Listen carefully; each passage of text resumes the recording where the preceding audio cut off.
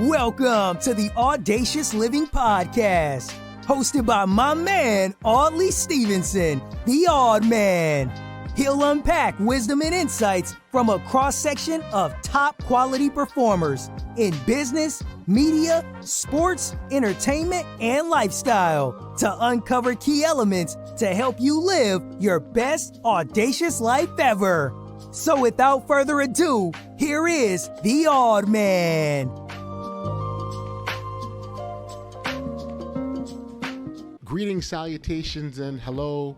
My name's Audley Stevenson, and I want to thank you for being here to check out the Audacious Living Podcast. This is the first episode, our maiden voyage, and I'm really looking forward to this. Really excited, and really can't wait to get into this with all of you. I had announced on social media a few weeks ago that the podcast was being launched, and was just overwhelmed by the level of support, the encouragement. I got lots of DMs and private messages that just validated everything that we were on the verge of doing. So really happy to be here and excited, and like I said, I can't wait to get into it. Lots of good stuff all lined up.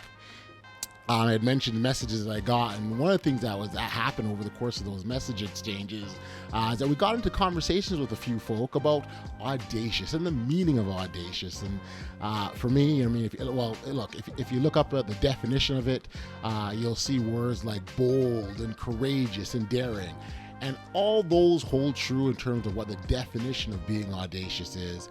I would submit to you that it's a bit more, and being audacious is living that passionate life that we were meant to be, and it's so important. There's a quote by William Shakespeare that says, it's not in the, I'm going to mess this up here, it's not in the stars where our destiny lies, but within ourselves. And I think that quote holds so true. Everything about our lives is based on our actions. Things don't happen by chance or by fate. And very little happens to those who sort of sit back and let life happen to them. We actually have to make it happen. And I truly believe that when we make that audacious step, that we're taking that, and we make that decision to make that audacious step, we're taking a step closer to our own individual greatness. But again, we have to make that decision. It's a conscious effort. We have to decide to. But when we do and make that mental shift, I think great things are on the horizon for us. And so these are just some of the things that I can't wait to get into with all of you. And we talk about great things and sort of that mental shift. It really starts with the thinking, right? So big thinking leads and precedes big achievements. One of the questions that I was asked a few times now in terms of how we will do this, that's a really great question. How will we do this? How will you help us live that the best audacious life ever? And I've got some great guests lined up who will join the program and share some thoughts, their insights, their experiences, and impart some tips with us just to help us as we continue on our life's journey. So I like I said, can't wait to get going. We are off and running, and hey, let's go out there and be audacious. Have you ever put any thought into what your personal legacy looks like? When it's all said and done, what are you leaving behind? Whether we do it intentionally or not, our life tells a story. And I would like to think that most people not only want to live a life that mattered, but one that made a difference. When you reflect on the career of Jean Augustine, she did both. The former Canadian politician emigrated to Canada from Grenada in the West Indies in 1960 and went on to become an elementary school teacher, which eventually led to her being a school principal. Augustine was an activist by nature and dedicated much of her time and energy to causes that strengthened immigrant and women's rights, combated violence against women, and addressed drug abuse and poverty. She eventually turned her sights towards politics and would go on to make history by becoming the first Black woman elected to the House of Commons. Her political career featured several highlights, but the most notable would have been the instrumental role that she played in obtaining unanimous support of a motion that designated February as Black History Month in Canada. Her distinguished career as an educator, politician, and advocate for social justice led her to being named the recipient of the Order of Canada and the Distinguished Commander of the Order of British Empire in 2014. This is also in addition to the various honorary doctorates she's received in recognition of her outstanding achievements. Considering her dedication to education early in her career, it was only fitting that a Brampton, Ontario high school now bears her name. Jean will touch on all this and more coming up next on the Audacious Living Podcast. So I actually wanted to start going back early in your career. You started in the education field and Yes. the transition to politics, but certainly while your time in education as a teacher and a principal, you made a lot of significant enhancements, improvements. You're dedicated to the lives of your students. Sort of talk about your early commitment to education. Well, I think you know the story of the Sankofa, and I always refer to the Sankofa, that bird that always looked back to see what's there, to place itself in the present, and to decide on the move forward. And so to talk about my time in education is really to talk about the fact that I grew up in Happy Hills, St. George's, Grenada, that from the time I was yay high, I knew I wanted to be a teacher. We didn't have, and I said that to some students the other day, we didn't have all of the things that they have now, the television and all the games and the social media and the telephone and whatnot. So we played school.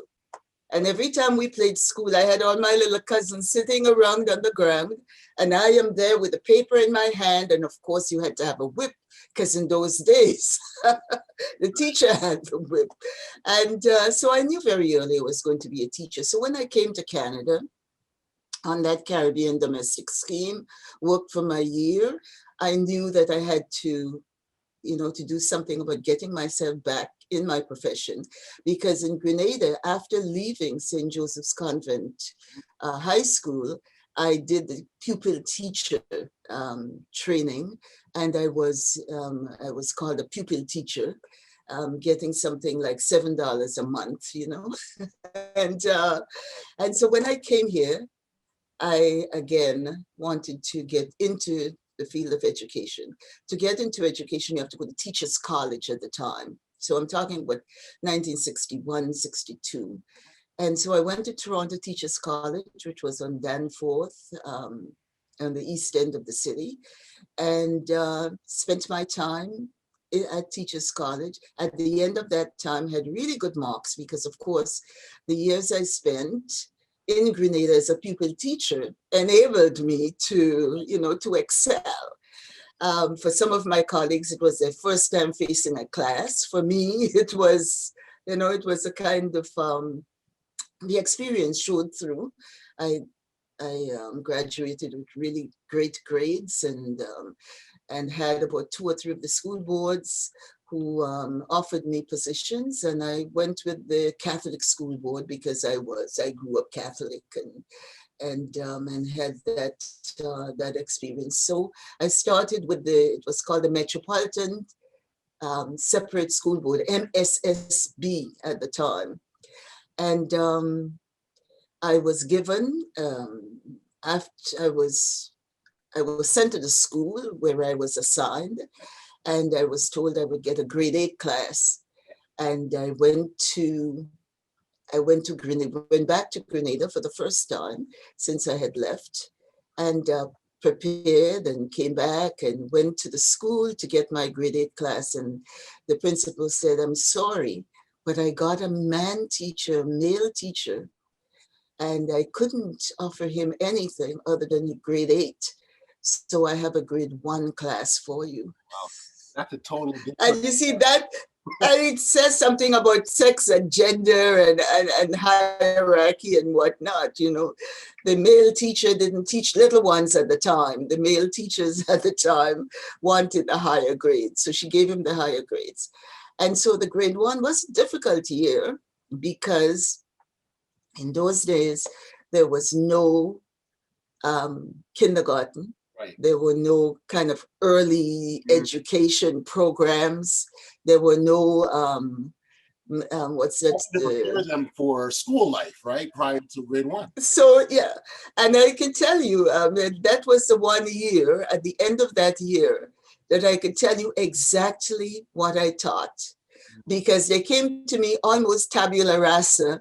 And at the end of the years, they were moving on. I can see later on as I taught other grades, it's not visible because you have all kinds of other influences. But that grade 1 class was a great experience for me. And at the same time, it was an enjoyable experience. So I was always enthused by what we can do and the importance of modeling and mentoring and coaching and getting our young people ready, because I think it's so important that they see the world before them, that they know what has happened back there, they see where they are today, and somehow or the other, as an educator, you can inspire them. And this is why, things that happen in the school system, with the education of Black children, that guidance counselors and other things that were happening in the early days, where they were channeled into classes and into post-secondary situations that were not really working to their full potential. And so I've always been, and I continue to be, an educator. I have a center now for young women. And that Center for Young Women, that's what we do in developing the leadership skills of those young women, provided them with an opportunity for STEM programs, the science and the tech and the math, and ensuring that they know that there are no limitations. I grew up with a grandmother who said, way before Obama said it, she would say, girl, yes, you can. And don't let so-and-so, yes, you can, just go ahead. And she really gave me that self-esteem. You're a bright child. And she always boasted about her granddaughter, who was a bright girl, when everybody else were talking about their sons, and that what envelopes they were putting together to get their sons to go away to school so that they could come back as this professional. Well, Jean, even in that example of your grandmother, even your experience with the grade 1 class, it tells you the significance of starting with the messaging, the positive messaging at an early age, because you have no idea. Yes. Yes. Amazing to hear. Yes. That and this is what we have to do for our young people. That's right. That nurturing.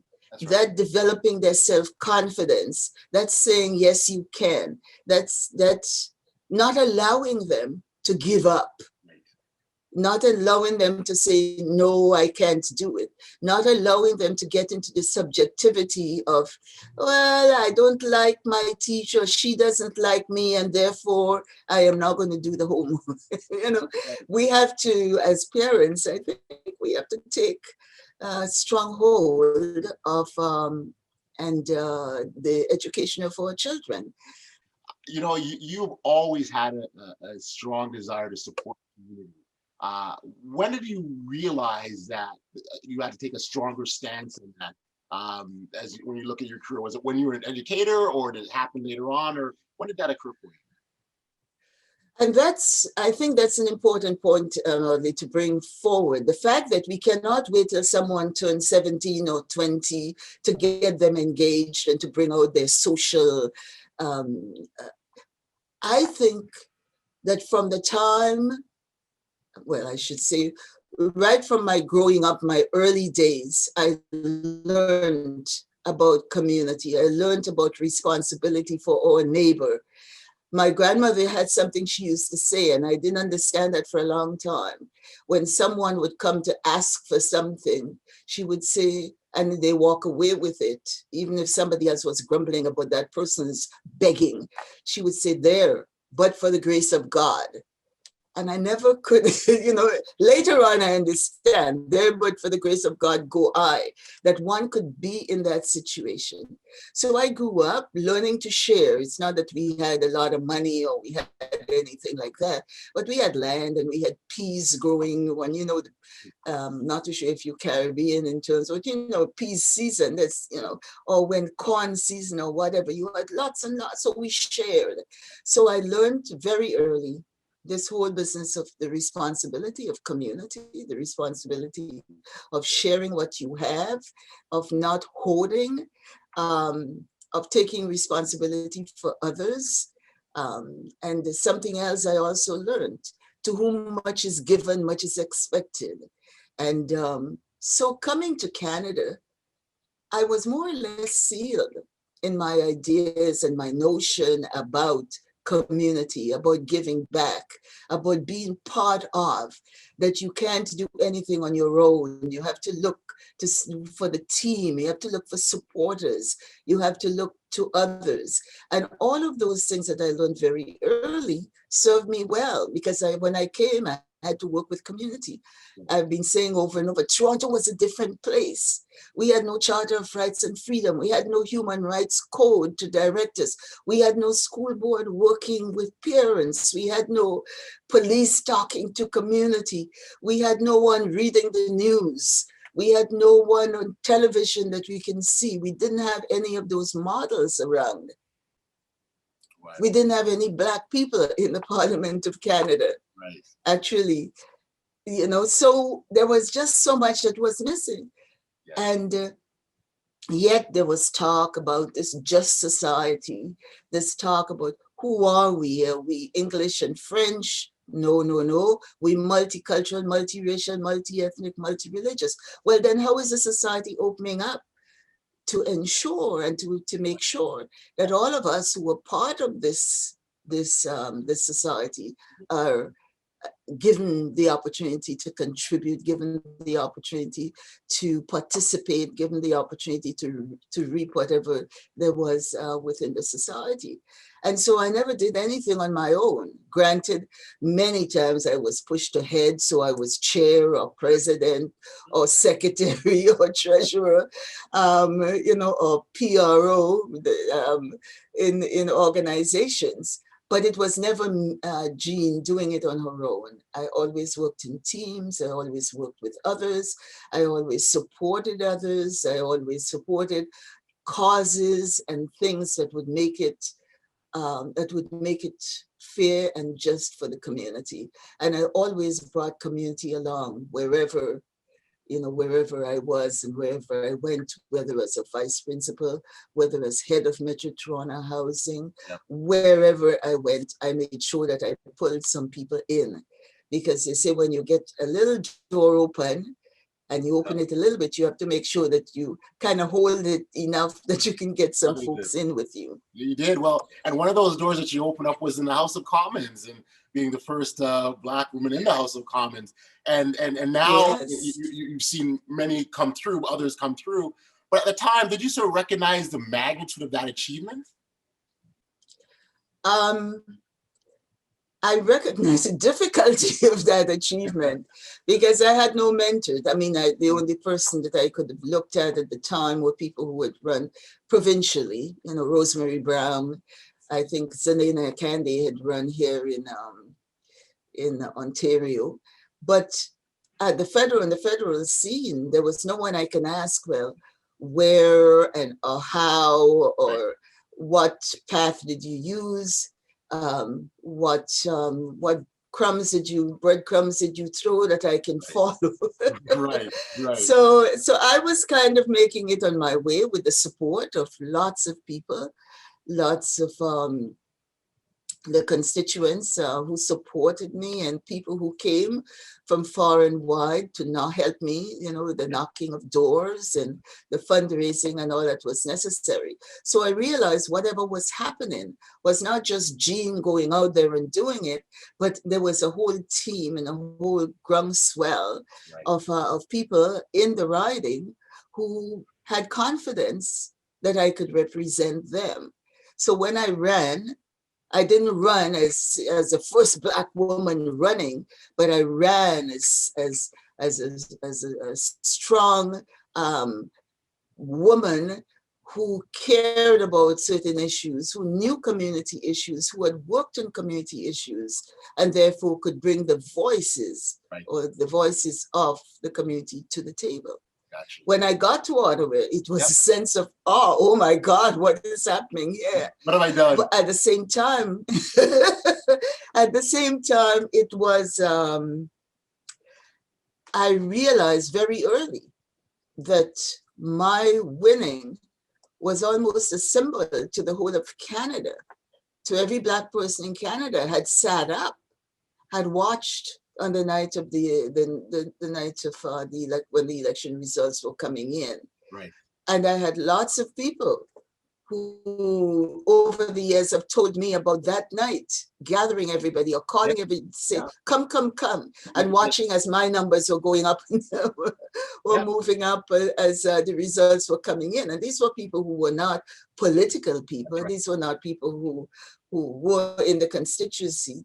And one of the early letters we get, and I still laugh about this with one of my staff members that I talk to every so often, we got piles and piles of letters, congratulations, etc. But there was one letter we kept, as I say, we joke about it even now. It was from a man who was in a prison in British Columbia. Okay. And the letter was to the point. He says, now that you're elected, get me out of here. And so it was one of those things that said, wow, I'm not just responsible to the folks in the Etobicoke Lakeshore, but all across the country. Everybody think, I got you there. Now you have some responsibility.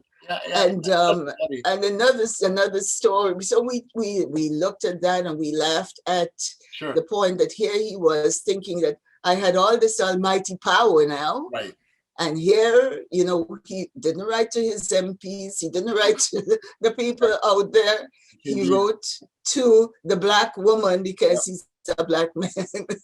I realized that the entire community and grandparents would tell me, I used to always point at you to my grandchildren and show them Jean coming down the stairs with Mr. Chrétien and saying, you see that? You see that? Right. Or when I stand up to speak, and it's kind of simple things, but they were important. I had one woman who I'm not too sure what her health, what her disability was, but she kept track every day. She would send a little note after question period to say, fix the scarf, put this, tie the bow right. She critiqued. So every day she would send a little note. We laugh at those stories, but at the same time, does that create a sense of pressure to know that you have all these eyes on you? The job is hard enough as is. There's a lot of pressure already that comes with that position, but that added component. Did you feel it at that time? Well, I didn't feel a sense of pressure, but I felt that I had a responsibility to a community that put a lot of faith in the fact that one of us got there. And I also saw that three actually, people who kind of worked on my campaign, who had never worked on my campaign, went on to put their names forward for school board, school trustee, and started to get engaged in the political arena. And I thought, wow, so that is the start. That's the start of something that other people can see can be done. They saw how it was done and they went forward. Right. And put their names forward. I mean, I don't want to call their names publicly, but I saw the beginning right after my win, right after my campaign. I saw that so it could be done. Yeah. It's not huge science and impossibility. Right. So I think I felt that I had a responsibility to share, a responsibility to acknowledge the fact that I was favored, that I was blessed. I was given that opportunity and support, but it had come after a whole long line, as you know, of things that I had done. It wasn't that I got up one day and say I want to run. I was head of Metro Toronto Housing Authority. I saw people caught in socioeconomic difficult situation. Right. I was on the board of the Donwood Institute, and I saw the addictions and what can happen to people's health. I saw the mental health issues. I saw the education issues because I had been a school principal, supervisory officer in the system, classroom teacher in the system. So by the time I was elected, and I had raised two daughters, by then they were off to university. But so I knew the single parenthood. My marriage had gone south. And so I had all of these kind of life experiences, experiences working in the community, experiences working in this, my own life experience, the leadership positions that I was able to hold on the boards, on various and varying boards. And so all of that came together to assure and to buttress what it is that I felt I wanted. So when I got there, I had fire in my belly. I wanted to do things. I wanted to make things happen. And there were a lot of people who don't know all of the things that I have done over the many years in the Parliament of Canada that created, and some of them are still there. I started the Canada Africa Parliamentary Association, the Canada Cuba, the Canada Caribbean. I had tea and talk, making opportunities for ambassadors and high commissioners to come to the Hill so they can get an opportunity to meet ministers and to meet decision makers.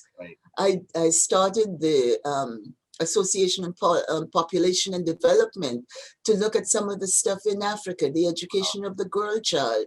I got my colleagues around microcredit.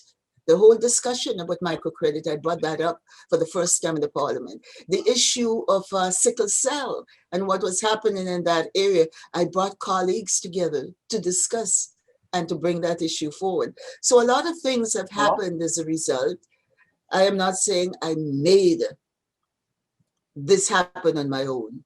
No. It was always working as a team, getting colleagues. These days now we're talking about allies, right? That's the big word now is in, allies. But I didn't call it allies. It was kind of, bringing people along, being very, they're very clear as to what it is, selling it to them, finding people who had common interest, and let's work at this. Let's do this. Mobilization, right? Mobilizing people, exactly, yes, community or whatnot, like coming together for a common cause.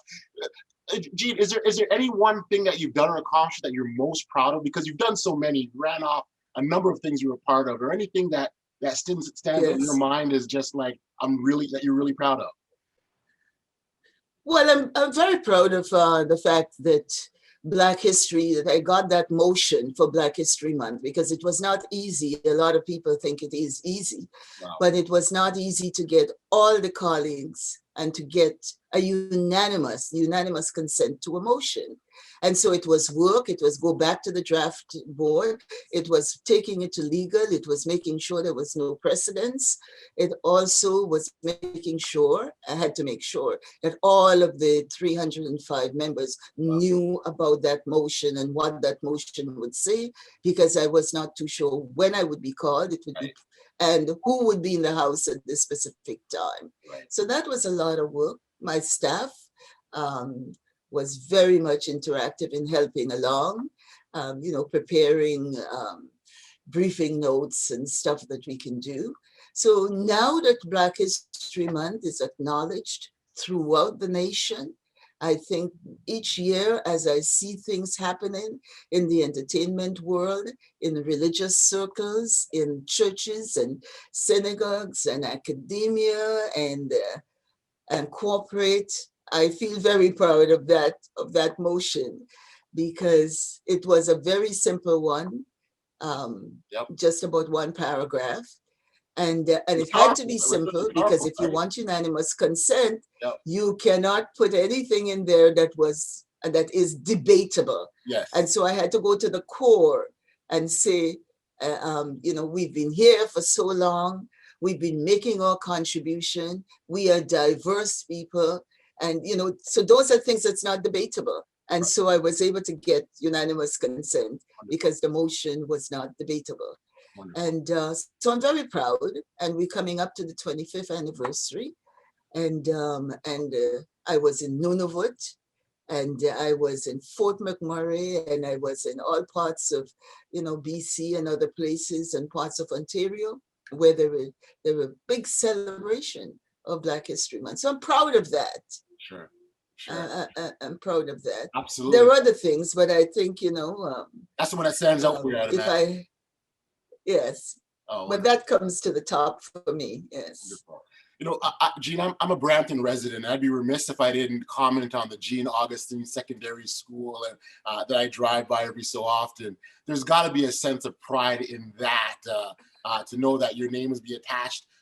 Certainly, I mean, to have your name after anything would be a wonderful honor. But in the field, going back to your roots of education on a high school, talk about the significance of that for you, please. Well, I wish that you would have to find some time when life is back in some way, to just knock at the door and ask the principal to show you around. It's a state-of-the-art school, incredible state-of-the-art school.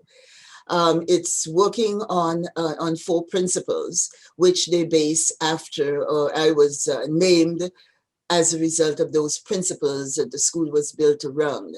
And it's called the SAIL principles. That is service, activism, innovation, and leadership. Yeah. And so as they scored around those 4 principles, I can see a pattern. My life is patterned after, and all the work that the students are doing speak to those 4 principles.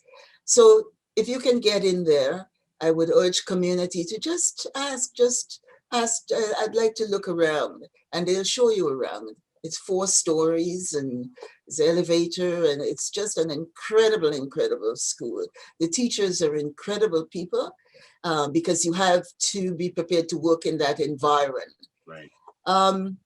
I was pleased when, as I say to my friends, I'm sitting at home minding my own business, and the phone rings, and I was asked to talk to the powers that be. And the question came, we would like to name this school that we are building on the street after you. Could we calling for your consent? Well, who says no? I don't want a school. So I started to explore, what it is, Then I was called to a board meeting, and I brought the whole community, the Congress of Black Women out there, and all the folks that I could muster. Yep. And actually, the chair of the board said they had never seen the school board meeting so packed and so filled with members of the Black community. So again, it was not something I was accepting on my own. We were all going out there to accept this great honor.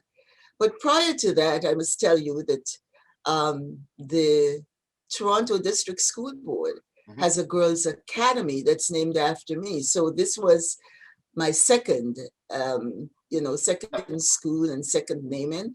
And again, the Toronto School Board did it elegantly, where I was, presented at a board meeting, and the announcement was made, and I visited the school and, visited the classrooms many times. And so this naming of the school in Brampton, Peel District School Board in Brampton, the Jean Augustine Secondary School, the JASS, as it's called, JASS. And they have a wonderful ball team. and I'm so very proud. They've had now 2 graduations.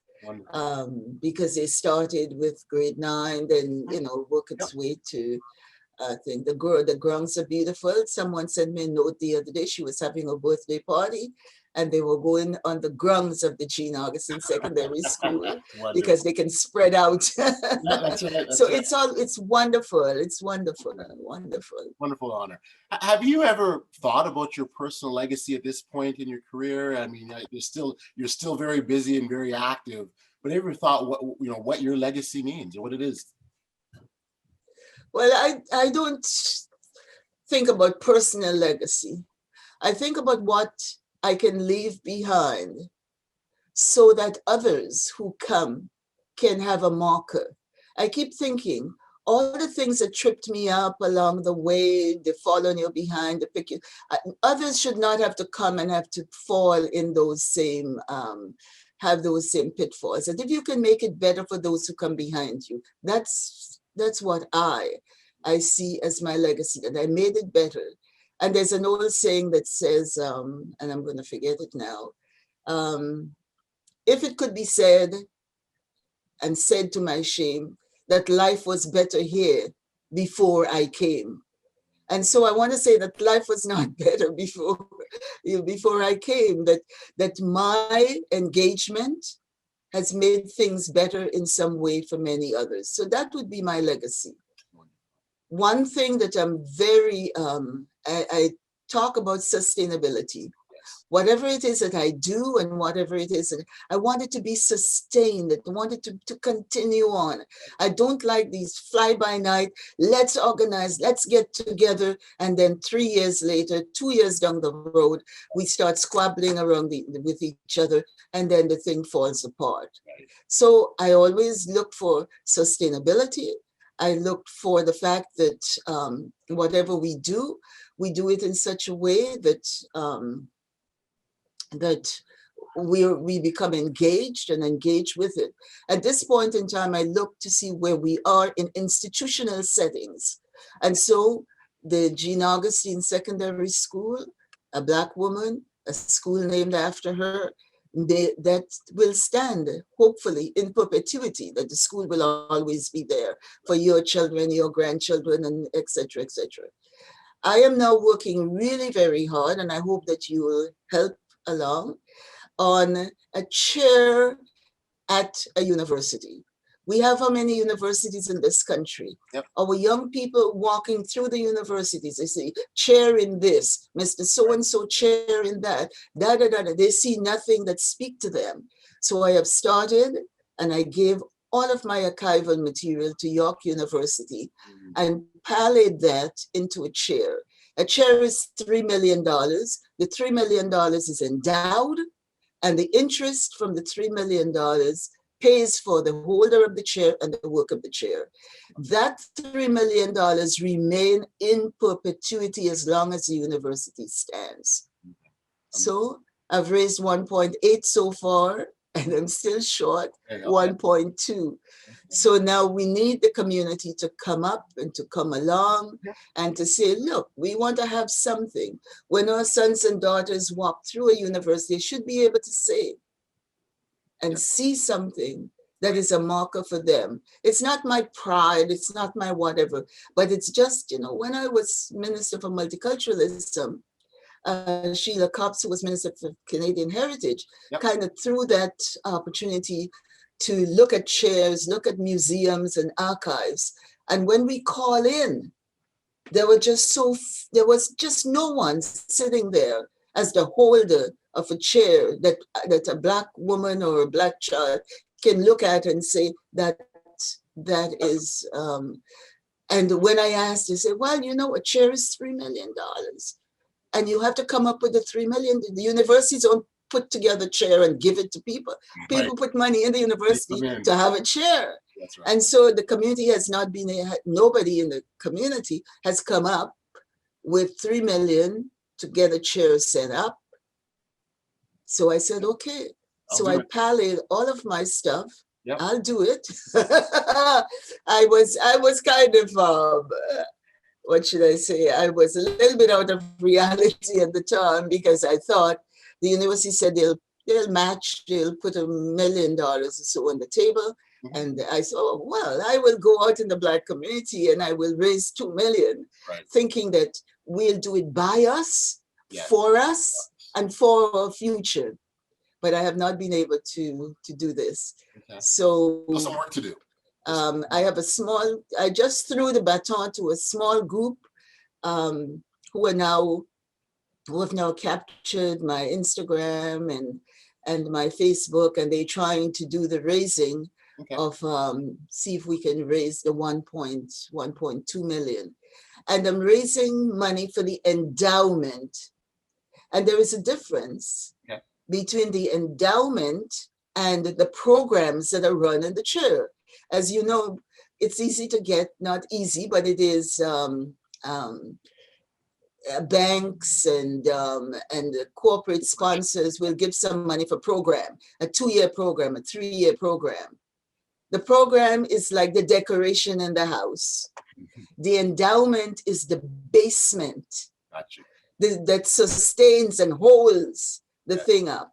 So we don't have a chair until we have a fully funded chair, which is 3 million. Okay. So I've gone as far as I can with 1.8. And so it's you young people, it's you who are out there in the community who are now doing all the social media stuff to pick up the baton and help me to finish that 1.2 endowment. Okay. And there is the urgency of now. If we can't do it now, in this COVID time, in this systemic, when we're looking at systemic racism, when we're looking at so much that is the gaps that there are in our society, when are we going to do it? Now is the time. And are we ever going to have a chair if we don't get this one finished? I am not asking anybody to go out there and do another one, because oftentimes this is what happens. We build a little piece here, a little piece there, and then they cave. I am asking the community now, and I'm saying it through you, let's all get together, raise that 1.2, have a solid chair at York University, because we have an excellent professor called James, who is doing all of that really good work with the programs and whatnot. Let's solidify and make sure we have a firmly implanted, endowed chair at York University. Yeah.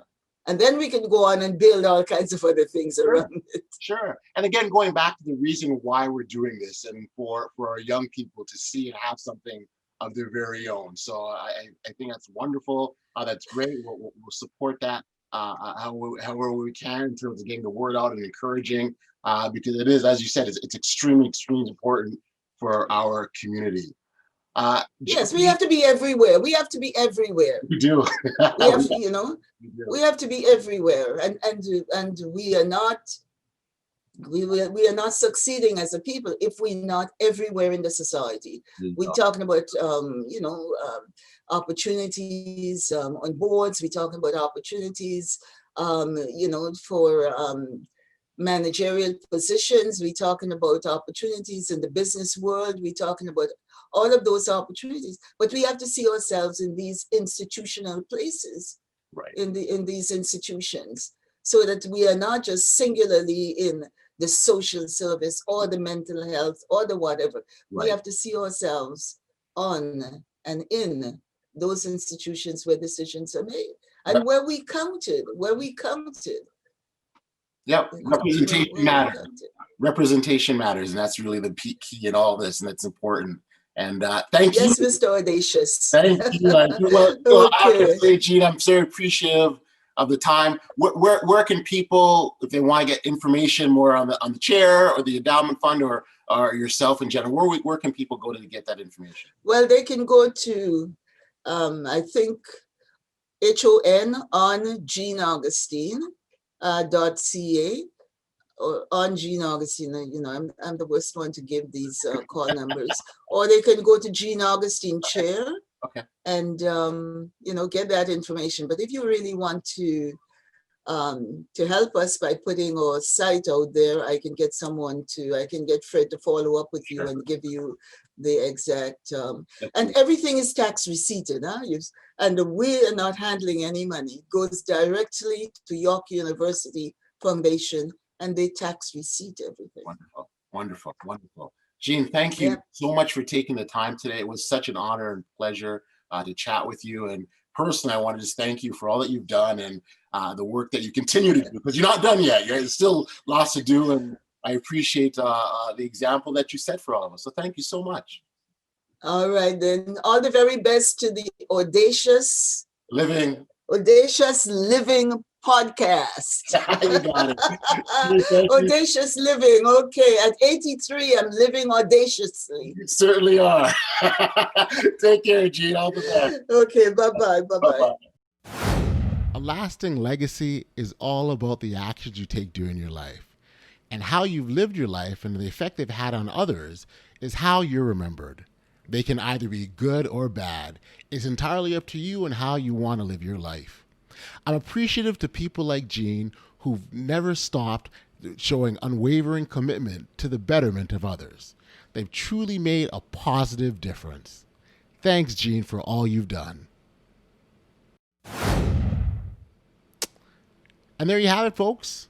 The first edition, the first episode of the Audacious Living Podcast is in the books. I want to thank all of you for your support. Thanks for hanging out with me and sticking it out. It's been truly a pleasure, an honor, and a privilege, and I can't wait to get back at it again. In the meantime, I'd encourage you to follow the podcast on Instagram at The Audacious Pod. You can also follow me at The Odd Man as well. So again, in the meantime, thank you. Keep connected. Have a great week and be audacious. You've been listening to the Audacious Living Podcast, hosted by Audley Stevenson. If you enjoyed what you heard, be sure to like, subscribe, and share. Until next time, be audacious.